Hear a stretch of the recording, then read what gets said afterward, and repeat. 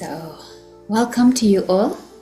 I hope you all had a wonderful day and were able to practice diving into that ocean of peace, taking your little sips of water and really being conscious of you being a peaceful soul. So today we're going to actually go to the next level of we are peace, but now with that peace we need to awaken and I would say vibrate that light, that radiance that we are. And where is that radiance? What is that? We've talked about it over these few days, and that of course we've mentioned or referred to it as the soul, the light within. And so we move up to what we call the broad chakra or the seat of consciousness, right here in the center of the forehead. And that's where we take in knowledge and wisdom. This is the place where we absorb all the information that you've been receiving. You take it in, you transmit it, translate it within, and your body then transmits it. So it's a wonderful process, and really we sometimes call this the intuition. Now you've all probably heard of the intuition, and you think, well, I'm intuitive. No, I'm not intuitive. What is intuition? And even if you break the word down, I once heard someone saying, well, you know what, it's all about your inner tuition. You know, like when you're at school and you have to go for extra classes and you need some tutoring. So at this point, this is what happens. You need to go within and listen, because the mind is so busy in the day, picking up things, doing things, that you forget to process what's going on. And then when you become still and you start processing, suddenly you hear another voice inside you. Something that nudges you or indicates something to you. Sometimes it comes in that form. If you're really quiet enough, you can hear. And sometimes it also comes in the form of a gut feeling. I'm sure you've sometimes heard of that as well. A gut feeling where you might feel butterflies in your tummy, or a sort of like a knot, or something drops within. And that kind of indicates that, hey, either there's danger, or go this way, or this is good, like a good feel factor comes in. And these are like your guides for intuition and tuning in. So I feel like, the more we step into that silence, the more we'll be able to tap into either that inner voice that speaks to you or that gut feeling. Right, Amy? Yes, definitely. I think, the quality of wisdom that we can possess is really coming from that higher awareness. And so, yes, when you say that it is through that silence, it's about really listening to what is your mind, your inner heart, I would say, from the third eye is telling you what, and you need to give it a bit more attention. I think it is a point where you can really sort of take information, perceive, your inner vision grows, and it allows that ability for the soul to actually talk and communicate, And when we listen to our intuition, that's what we're doing. We're growing that space. So, wherever your attention goes, they say everything grows. So when I put attention towards that third eye, towards the soul, understanding the soul, knowing the soul, and really listening, then I think that clear insight takes place. There's some kind of steadiness that comes from listening to your gut and listening to that mind speaking. And I would say it's almost like a spiritual maturity. It's an alignment. And if you go with the flow, you will see that this space and this place is where you can hear more, so it doesn't matter about the world outside and what noise is being produced. You can go beyond that. You can fight for what you believe is right, without worry about what someone else is saying, or get influenced that easily. So opening that inner third eye, understanding the truth within, understanding that this is the soul speaking, this is the seat of the soul, and when it's balanced, that intuition definitely flows, and we can trust our decisions that come from a deeper place of insight. And the color that supports is the energy, which is indigo, which really represents vision and awareness and spiritual depth. And it really helps to draw that attention inwards, and it also is a doorway to perception that goes beyond surface thinking. So I think the key here is to definitely go inside and be silent and listen. Sure. And become self-aware. I like what you said about also the energy, the energy that we feel. You can only feel the energy from this point, actually. When you are soul aware, or when you have tapped in, and you have to trust it. You do feel it. You'll find that sometimes you meet somebody and you get a vibe from them, and it can be comfortable or uncomfortable, whichever way it is. But if you really trust it and say, no, this one I'm going to keep my distance from, you're actually honoring that intuition, your inner voice, your inner guiding system. And think of it like a lighthouse. It's guiding you away from danger. It's navigating you to what is good for you in your life. And so that's where, like you said, the clarity comes in, and you can see better and also make better decisions for yourself. So definitely that energy is what you're going to be tuning into more. And this indigo color holds a very nice frequency, because I find usually there are times when I'm like deep in my yoga exercises, and then I just close my eyes, cover them with my hands, and then I just see that color, and it's like, wow, it's a really beautiful, unique color. You can't even say it's purple, you can't even say it's blue. It's like a blend, and it's soothing yet also uplifting. So yeah, I think the more you go, the more you allow that peace, it'll help you with that wisdom.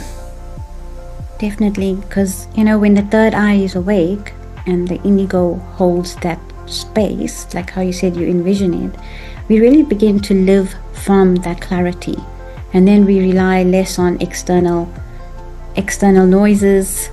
We are more steady. There's a quiet sense of what feels right. That's the key, is what feels right to you. Do you know what feels right to you? Are you listening to what feels right to you? And the soul always knows, because we have been here long enough to know what is right, and what is right for you in particular, because what is right for you may not be right for someone else. So, we also have to ensure we give our intuition, our soul awareness, that full sort of ability to live and express, but not dim someone else's at the same time. So not to be that imposing to someone else because your gut said it, remember, it's for you. So that's another point I would like to make. But I think, Jaintabin, you can actually guide us into a meditation to really tap into that intuition. Sure. So if everyone can just sit very comfortably, be light with your body, and just let it go. Just let it ease into the chair as you just leave and surrender the day's activity. You sort of gather your mind to just focus on a light, your inner light. For that, I want you to just go inside into your being That is, visualize right in the center of your forehead a light. Maybe you want to give it an image like that of a star. But just feel yourself as this light glowing.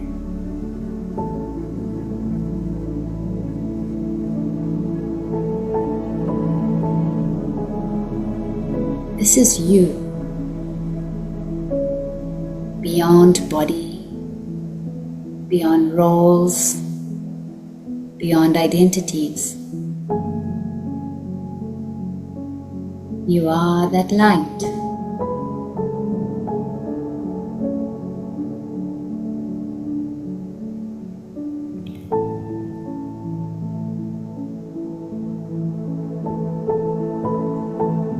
As your mind becomes more still,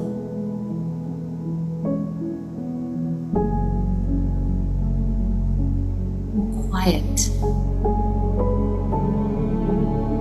you're able to tune in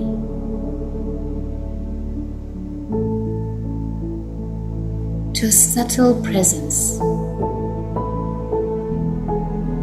a soft voice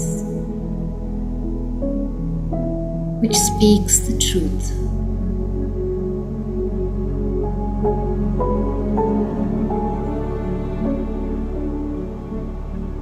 The truth that guides you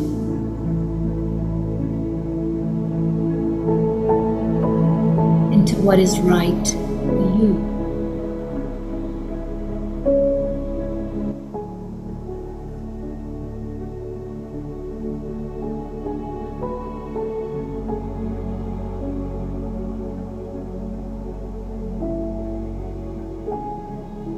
In this state of deep silence, deep tranquility, you give yourself full permission to flow with life.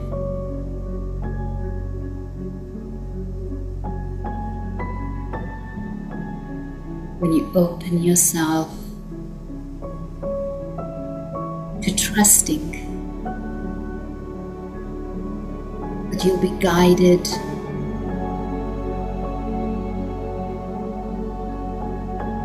to do the right things for your upliftment, your empowerment.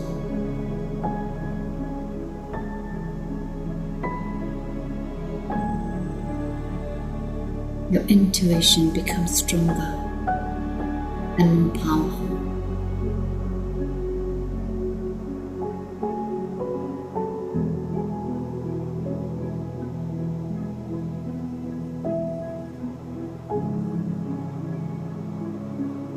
The mind may play tricks by distracting you, bringing images of other things, thoughts, of tasks, etc. But just bring your focus back to your light.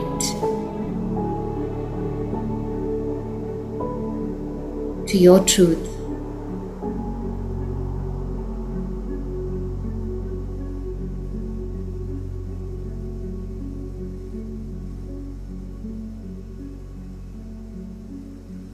And just hold on to this.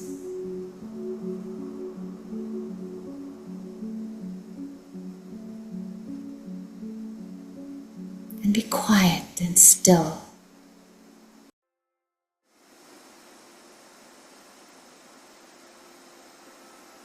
That was amazing. I think that stillness and that space, when you focus on one thing, whether it's a point of light, whether it's the seat of the soul in the middle of your forehead, it really opens the awareness. And when that awareness opens, you gently feel yourself floating in another dimension, raising the frequency levels, the clarity within. And so I really feel that you've touched our hearts. I can hear it in your voice. That it's like, that settlement. And that's a sign also of really tapping in to just being you. It brings a very profound and a different way of how you'd actually look out to anyone or the world itself. Having the third eye open, it's not a physical eye.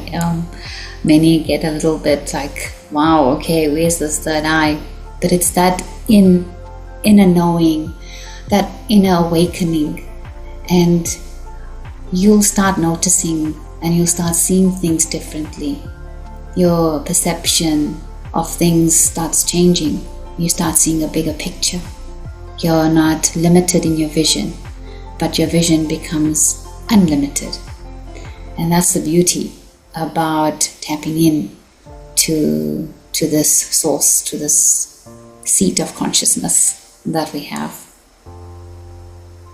So I think the exercise we have for tomorrow is really to sit quietly, even for 5 minutes. Take that time out. Place your fingertips gently on your forehead, just so that you say, I'm here. And then take a deep breath in and ask, what is the truth that wants to rise? And let the answers flow. Don't overthink. Just try and gently catch and trust the wisdom that is being shared with you at that point. And we'd like to mention that tomorrow the session might be a bit more longer, because we would like to really experience the end of the 7-day journey in a form where you can continue it. And so it will be 30 minutes instead of 20 minutes. And so we can really use that time to reflect more and close the journey together quite well. Thank you. Okay, so we'll leave you with this wonderful song. Thank you very much. Thank you, and see you tomorrow.